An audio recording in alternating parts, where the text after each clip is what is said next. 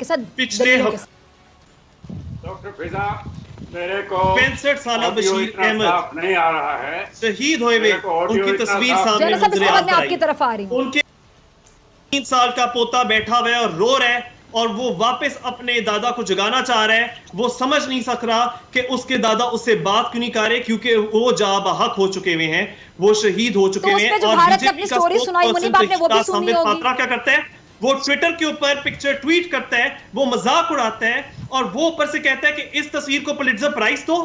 आप ये कह रहे हैं कि हिंदू मुस्लिम डिवाइड हम क्रिएट कर रहे हैं। ये जो इतने भी ह्यूमन राइट्स डिफेंडर्स हैं, मीरान हैदर, गुलफिशा फातिमा, सफूरा जरगार, आसिफ इकबाल, नताशा नरवाल, खालिद सैफी, कफील खान और अभी शर्जील उस्मानी जो कल पकड़ा गया है, सिर्फ इसलिए कि वो सिटीजनशिप अमेंडमेंट एक्ट के खिलाफ बोल रहे थे, अपना आईनी हकूक को वो पूरा कर रहे थे, वो सिर्फ प्रोटेस्ट कर रहे थे पीसफुली। अलीगढ़ मुस्लिम यूनिवर्सिटी में जो घुस के इंडियन पुलिस ने उनके साथ तशद्दुद किया, वो उस पर रिवोल्ट कर रहे थे। और इतने सारे हिंदू लोग भी वहां जो भारत में वो उनका साथ दे रहे थे अपने मुसलमान भाई और बहनों का, और आप उनके हिंदू भाई और बहनों को भी हिरासत में ले रहे हो, जेल में फेंक रहे हो। क्यों? क्योंकि citizenship amendment act is it discriminates against Indian Muslims and then say dividing them. आप कहते हो कि डिवाइड हम इधर बैठकर पाकिस्तान में कर रहे हैं। अच्छा जनरल राज साहब आप कुछ कहना चाह रहे थे, ठीक है। कश्मीर वाला इशू, मसला है कश्मीर, पाकिस्तान ने तो मैकनॉटन प्रपोजल्स को कबूल कर लिया था, कौन था जो प्लेबिसाइट नहीं होने दे रहा? देखिए, झूठ ना बोलिए, आपका एहतराम अपनी जगह पर झूठ ना बोलिए। ठीक है, कहना साहब आपकी तरफ आने से पहले मुझे जनरल साहब की तरफ जाना है, फिर मुझे मलिहा को मौका देना है, फिर मैं आपकी तरफ आ रही हूँ। जनरल साहब आप कुछ कहना चाह रहे थे, जी प्लीज। डॉक्टर फिजा, मैं क्योंकि आप लोगों को पैनलिस्ट को देख नहीं पा रहा, मुझे ऑडियो साफ नहीं है, खासकर जब क्रॉस टॉक होती है।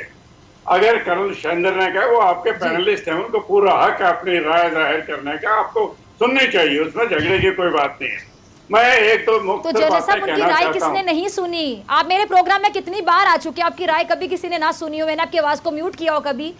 मुझे मसला ये हो रहा था कि ये जातियात पैदा हो रहे कोई, और कोई ये बात ना करे, मेरी बात को काटा जा रहा है। मैंने उनको कहा आगे बढ़ते हैं, चलिए I am thankful to him कि उन्होंने भी मेरी बात समझी, और अब हम आप डिस्कशन कर रहे हैं, अब लड़ाई झगड़ा खत्म है, अब डिस्कशन हो रही है। जी जी जनरल साहब कंटिन्यू कीजिए। डॉक्टर फिजा, मैं ये नहीं कह रहा कि भाई आप हमारी बात मानो या ना मानो, लेकिन सुनना आपका हक है। आपने पैनलिस्ट को बोला है कि हर पैनलिस्ट को पूरा बोलने का हक है। मैं किसी सबको बोलने का हक है, फर्ज है कि आप एक दूसरे को सुने, बिल्कुल ये प्रोग्राम का रूल है, इसलिए मैं चाह रहा हूँ बोलें आप कहिए। देखिए, मैं बात लड़ाई इस तरह जातियात पे हमले ना। जी, मैं मुख्तर तौर पर यह कहना चाहता हूँ, आपका मसला कश्मीर है। जब तक आप कश्मीर के दायरे से बाहर निकलेंगे, दोनों देशों में रिश्ते नहीं सुधरेंगे। आप भी जानते हैं, हम भी जानते हैं।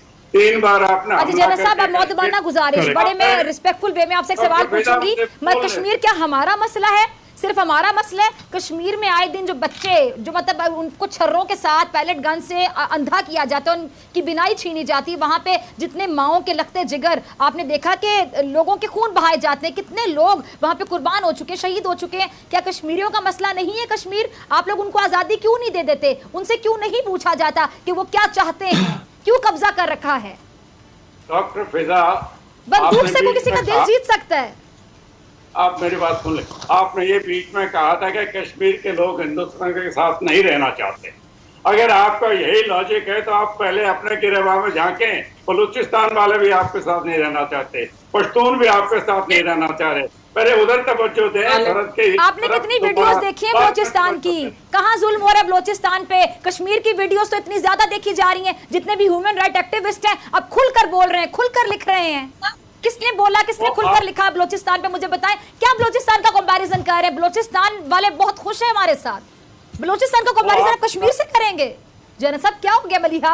मलिहा जरा बताएं, बलोचिस्तान का कंपैरिजन कश्मीर से कैसे करते हैं? ये वो आपका अंदरूनी मामला है, मैं बोलना नहीं चाहता था, लेकिन अगर आप कश्मीर के बारे में बोलेंगे तो क्या हमारा हिस्सा है? अगर अंदरूनी मामला, एक मिनट, अगर अंदरूनी मामला गलत होगा सबसे पहले मैं बोलूंगी बैठ के यहाँ पे। कोई ऐसा मामला नहीं जैसा आप बोलना चाहते हैं। ये बिल्कुल सही आर्गुमेंट नहीं है। जनरल साहब की बात मैं मकबूजा कश्मीर की करूं तो जवाब में आप बलोचिस्तान के बारे में झूठी सच्ची कहानियां सुनाना शुरू कर दें, ये गलत बात है। जनरल साहब, कश्मीर की बात में आपको मुंबई की एग्जाम्पल दूंगी।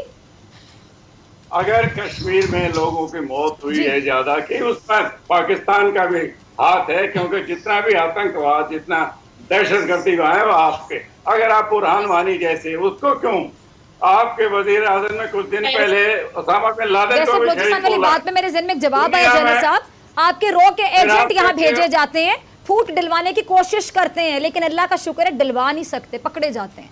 नहीं जी मलिहा, आप मेरी बात को जरा कंटिन्यू कीजिए। हाँ, मैं ये कहना चाह रहा हूँ, अगर आप 47 से डॉक्टर हरी सिंह का, मलिया दी ने जिक्र किया था डॉक्टर हरी सिंह का, 47 में हमारे 500 से ज्यादा सूबे थे, जिनमें कश्मीर, जम्मू और कश्मीर सेकंड लार्जेस्ट था। वो था क्या? जम्मू, पुंछ, श्रीनगर, बारामूला, गिलगित, बाल्टिस्तान और लद्दाख। तो आपने अपनी अगर आप कश्मीर को वाकई डिस्प्यूटेड टेरिटरी मानते हो, तो 1963 में आपने डिस्प्यूटेड टेरिटरी का कुछ हिस्सा चीन को कैसे सौंप दिया? क्योंकि वो आपके कब्जे में था। वो आपने किस लॉजिक से दिया? तो डिस्प्यूट तो उसी वक्त आपने बोल दिया था कि कोई डिस्प्यूट नहीं है, आप कश्मीर को अपना हिस्सा मानते हो। जी पहले मलिहा जी, मलिहा आपको काफी देर से कुछ बोलना चाह रही हैं, बल्कि आपने जनरल साहब का पॉइंट भी सुन लिया, के जवाब दें आप, फिर मुनीब आपकी तरफ आए। जी जी मलिहा, की आवाज शायद क्लियर नहीं आ रही है, ऐसा ही है? जी जी मलिया की आवाज में कोई मसला है? तब तक मुनीब मैं आपकी तरफ आती हूँ। मलिया, हेलो जी जी मलिया प्लीज बोलिए। जी जी मैंने कहा मैं जनरल साहब को याद दिलाना प्लीज वो भूल रहे हैं कि बलोचिस्तान कोई डिस्प्यूटेड टेरिटरी नहीं है।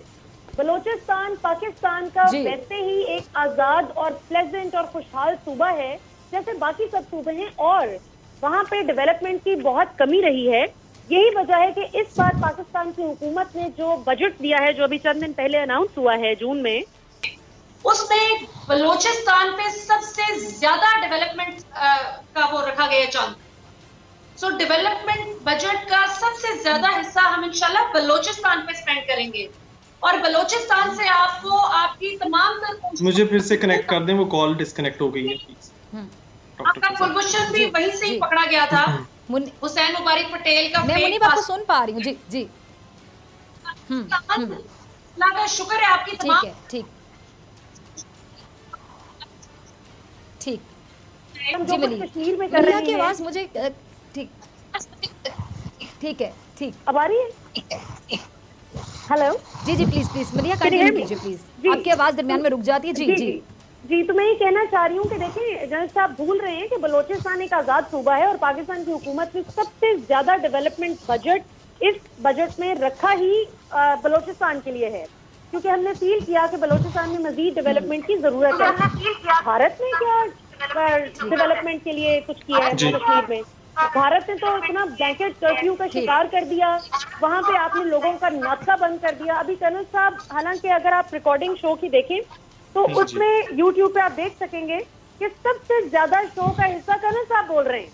वो भले चिल्लाकर बोल रहे हैं या अपना मौकफ बयान कर रहे हैं, इसके बावजूद उनको इतराज है कि उनको मौकफ अपना बयान, उनकी आवाज दबाई जा रही है जैसे। हालांकि हमने कोई ऐसी डिलिब्रेट कोशिश नहीं की, खुदा न खास्ता, ना ही इस शो में कभी हुआ है। फिजा अकबर जितना टाइम देती है ना अपने पार्टिसिपेंट्स को बात करने का, मैं तो समझती हूँ पाकिस्तान और इंडिया के तमाम एंकर्स को फिजा से सीखना चाहिए। She is a role model here in this regard. तो पता है कि कैसे thank you so much Malia, thank you so much, सुनी जाती है और की भी जाती है। तो मैं बस आखिरी बात ये करना चाहूंगी कर्नल साहब कि हम आपका मौकफ सुनते हैं, लेकिन हम ये चाहते हैं कि आप हमारे साथ बैठकर कश्मीर के मसले को हल करें। हम बाद में अमन ऑटोमेटिकली आ जाएगा। जी मैं आपकी तरफ आ रही हूँ। कश्मीर का मसला हल हो जाएगा। पाकिस्तान को सबसे बड़ा भारत से मसला ही कश्मीर पर होने वाले मुजालिम है, आप वो खत्म कर दें। ये ना करें कि बलोचिस्तान, आपको भी पता है कि अच्छा भला फ्री सूबा है, उसमें सब कुछ माशाल्लाह अमन ही अमन है, तो आप लोगों की कोशिशें नाकाम हुई है वहाँ पर। लेकिन कश्मीर का और कोई कंपैरिजन बनता नहीं कश्मीर का बलोचिस्तान से मलिहा। जानबूझ के करते हैं ताकि। अच्छा मुनीब, आपकी तरफ आने से पहले मुनीब, आई होप कि आप मुझे सुन पा रहे हैं, आपकी आवाज मुझे आ रही है, आपकी कॉल दरमियान में डिस्कनेक्ट हुई थी। तो मुनीब बिल्कुल आ रही है। आपकी तरफ आने से पहले जरा मैं कर्नल शैलेंद्र से कुछ पूछना चाह रही हूँ। कर्नल साहब, मुझे सिर्फ ये बता दिया, आपने तब भी नहीं बताया था कि चीन का गुस्सा भारत पाकिस्तान पर क्यों निकालता है, या पाकिस्तान को या मुसलमानों को उस गुस्से का शिकार करने की कोशिश क्यों करता है? कहीं का गुस्सा कहीं और पे निकालेगी, क्या बात है? तो आप लोगों ने अभी जो पिछले 3-4 मिनट में बात करी, उसमें 3 पॉइंट खास हैं, और अगर मैं गलत हूं तो मुझे करेक्ट कर दीजिएगा। एक आपका पॉइंट है जो मलीहा जी कह रही हैं कि जब आप करेक्ट करेंगे तो आप नाराज होंगे, लड़ाई करेंगे कि मेरे दरमियान में बोले क्यों। आप पूरे बात कीजिए, मुनीब आप इनके पॉइंट्स लिखते जाइए। जी दोबारा से कीजिए जरा बात करना सर जी। आप लोगों की सोच में और हमारी सोच में यही फर्क है कि हम जिसे डिस्कशन कहते हैं उसे आप लड़ाई कहते हैं, जिसे आप डिबेट कहते हैं। हम डिबेट कभी नहीं करते, हम आपकी बात आपको बोलने के लिए अलाउ करते हैं, हम आपकी बात सुनते हैं और अपनी बात अपनी तरीके से। और दूसरा पॉइंट था आपने जो किया कुलभूषण का, वो तो अर्नाब गोस्वामी का प्रोग्राम देख के मेरे ख्याल से बड़ा अंदाजा होता है कि आप सही कह रहे हैं। क्यों नहीं मुनीब सही कह रहे हैं मेरे ख्याल से करण साहब। वही देख, अब आप बोलने से कोई वाली बात आ प्रोग्राम का नाम ये डिबेट है। हां सबको मौका मिलता है, अर्नाब तो सबको बोलने का मौका देते हैं, खुद खामोश रहते जी। तो वही वाली बात होगी कि डिबेट में जो ज्यादा चीख चिल्ला लेगा वो बोल लेगा, वो तो गलत बात है। अभी अभी आपकी मलिया मैडम तो अर्नाब भी चीख रहा होता है ना, पैनलिस्ट तो बेचारे टाइम वेस्ट करने के लिए जाते हैं वहां पे। हाँ मत करिए, मैं भी यही कहूंगा। जहां तक कुलभूषण वाली बात है, अगर आप इतने जस्टिफाइड थे तो आप एक बात बताइए, इंटरनेशनल कोर्ट ऑफ जस्टिस में आपको क्यों मार खानी पड़ी? क्यों आपको एक ऐसी रूलिंग मिलनी पड़ी जो आपके देश के हिसाब से गलत थी, जिसके लिए आप लड़ रहे थे, लेकिन उसको उन्होंने ओवर रूल कर दिया? तो इसलिए मैं आपकी इंटेलिजेंस पर छोड़ता हूं कि ये बात इंटरनेशनल कोर्ट ऑफ जस्टिस तक गई और वहां किसके फेवर में आई, ये आप लोग आपस में डिबेट कर लीजिए।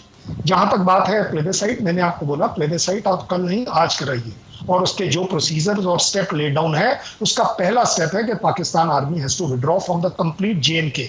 और जब वो यूनाइटेड नेशन जेएनके की बात कर रहा है तो ये आपको भी मालूम है वो कितना पार्ट कहां है। ये दूसरी बात है। तीसरी बात जो ज्यादा बड़ी, अमन वाली बात, जो देखिए आप बोल रहे हैं जेएनके की बात करेंगे तो अमन अपने आप हो जाएगा, ऐसे नहीं होता। वर्ल्ड में ऐसा कभी कहीं नहीं होता। वर्ल्ड में अमन अब आप कर्नल साहब ने अपनी बात कंप्लीट कर ली, अपने तीनों पॉइंट्स, हाँ तीनों पॉइंट्स आपके सामने रखे। जी मुनीब आप जरा आप जवाब दीजिएगा। जी कर्नल साहब सुनिएगा, मैंने नोट डाउन कर लिए। अच्छा और कुछ कहना चाह रहे कर्नल साहब जी? अच्छा इन्होंने वर्ड मुनीब आप डिबेट की जवाब बुराई दीजिए। की है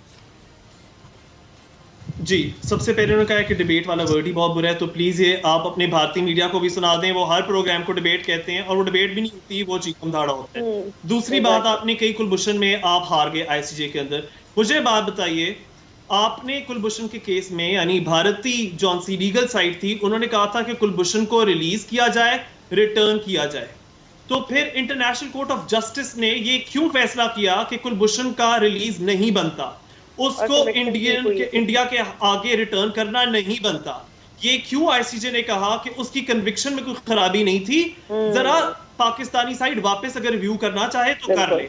तो आईसीजे ने जब रिटर्न ही नहीं किया, रिलीज का ऑर्डर ही नहीं किया कुलभूषण का, तो क्या आईसीजे मान गया कि कुलभूषण दहशतगर्द है? मतलब तो इसका यही बनता है बाय नेसेसरी इम्प्लीकेशन। अब मैं आता हूं, जो आपने कश्मीर के बारे में बात कही कि पाकिस्तान के ऊपर कंडीशंस हैं, तो मैं तब से यही कह रहा हूं, वो कंडीशंस पाकिस्तान ने मानी थी। मैकनॉटन प्रपोजल्स 1949 पढ़ लीजिएगा।